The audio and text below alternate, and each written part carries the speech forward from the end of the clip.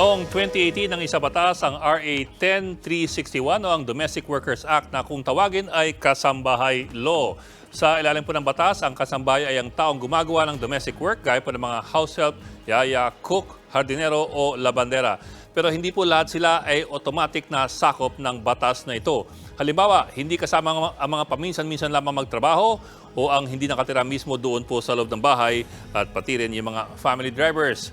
Malinaw po sa batas ang mga karapatan ng kasambahay gaya po ng minimum wage na pinatutupad ng mga regional wage boards.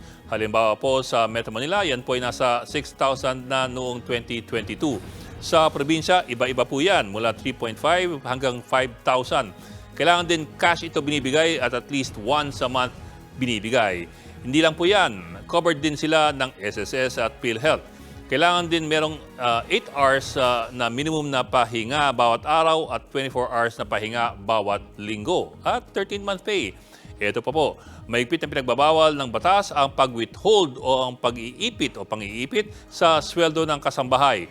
Wala rin dapat pakialam ang employer kung paano gagastos o gustong gastusin ng kasambahay ang kanyang sweldo. Ito pa po ang isa, bawal na bawal i-withhold ng employer ang sweldo at yung mga basic necessities bilang parusa sa isang kasambahay. Ano man ang kanyang ginawa. Pero maaaring bawasan ang sweldo ng kasambahay sa ilang pagkakataon. Halimbawa, kung malinaw na siya po ay responsable sa pagkakasira o pagkawala ng isang bahay doon sa household. Pero meron din po yung limitasyon. Ang bawas sa sweldo, halimbawa, ay hanggang 20% lamang ng buwan ng sweldo niya para meron pa rin siyang maiuwi. Sa Section 16 ng batas, nakasaad na ang bare minimums na dapat pong ibigay ng isang employer. Halimbawa, 3 adequate meals per day, humane sleeping arrangements, at tulong kung sakaling magkasakit ang kasambahay sa kanyang trabaho. Kung may kaso ng pang-abuso, maaaring i-terminate ang kontrata ng kasambahay o ng employer mismo.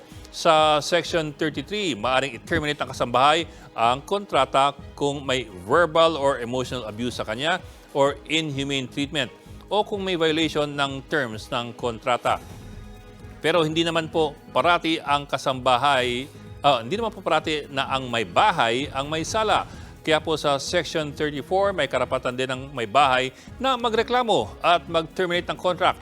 Halimbawa, dahil sa misconduct, disobedience, gross neglect, or inefficiency or breach of trust at fraud. At kung kailangan ng rescue, ang magsasagawa po nito ay ang City or Municipal Social Welfare Office na dapat may kasama ang taga-barangay.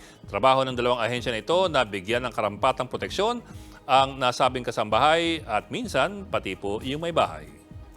Mga kapatid, Ed Lingaw po, maging maalam at may pakialam sa mga napapanahong balita sa ating bansa. Para sa mas malalimang pagtalakay at paghimay sa mga issue at headlines, tumutok lamang at mag-subscribe sa social media pages ng News 5.